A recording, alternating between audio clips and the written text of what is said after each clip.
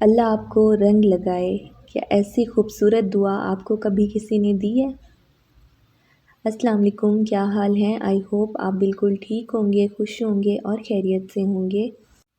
آج میرے پاس کوئی خاص ٹاپک نہیں تھا تو سوچا اپنی زندگی کا ایک خوبصورت واقعہ شیئر کر لوں۔ ہو سکتا ہے آپ میں سے بہت سارے لوگ ایسے ہوں جن کو وہ واقعہ پسند آئے، جن کو پتہ چلے کہ ہاں زندگی میں ایسے بھی ہوتا ہے، ہاں زندگی میں ایسے حالات بھی ہو جاتے ہیں۔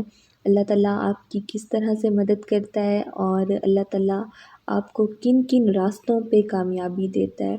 تو شاید آپ کو خود بھی سمجھ میں نہیں آئے گا کہ آپ کے ساتھ زندگی میں اتنا اچھا ہونے لگ جائے گا، آپ کو خود بھی پتہ نہیں چلے گا کہ پتہ نہیں میری کون سی ایسی نیکی ہے جو اللہ تعالیٰ کو پسند آ گئی ہے۔ تو ہوا کچھ ایسے کہ میں کالج میں پڑھتی تھی تو میرے جو گریڈز تھے، جو مارکس تھے وہ ہمیشہ بہت اچھے آتے تھے، تو مجھے پڑھنے کا بہت زیادہ شوق تھا اور پڑھنے کے ساتھ ساتھ میں چاہتی تھی کہ ہمیشہ میں کلاس میں فرسٹ پوزیشن لوں، اگر فرسٹ نہیں لیتی تو سیکنڈ نہیں لیتی تو تھرڈ پوزیشن تو لازمی لوں۔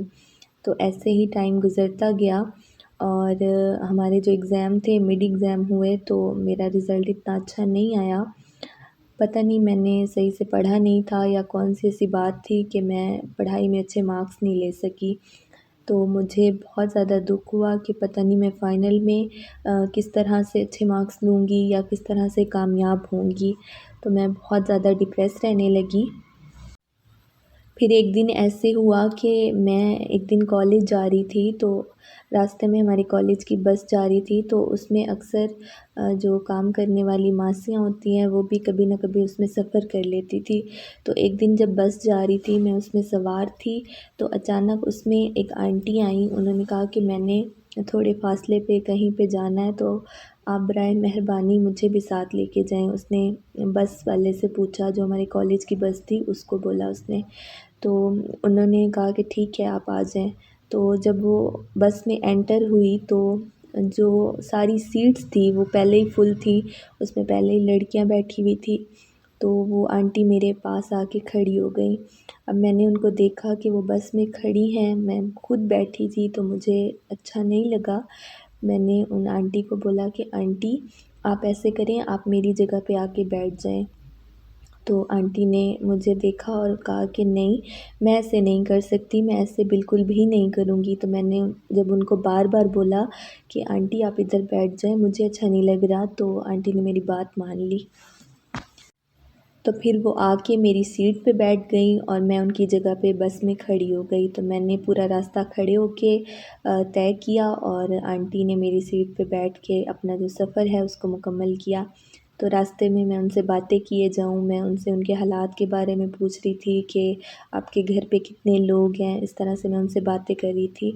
تو جب راستہ کمپلیٹ ہوا جہاں پہ ان کو اترنا تھا، وہ جگہ جب آئی تو آنٹی نے جاتے ہوئے میرے سر پہ ہاتھ رکھا اور مجھے کہا کہ اللہ آپ کو کامیاب کرے، اللہ آپ کو رنگ لگائے۔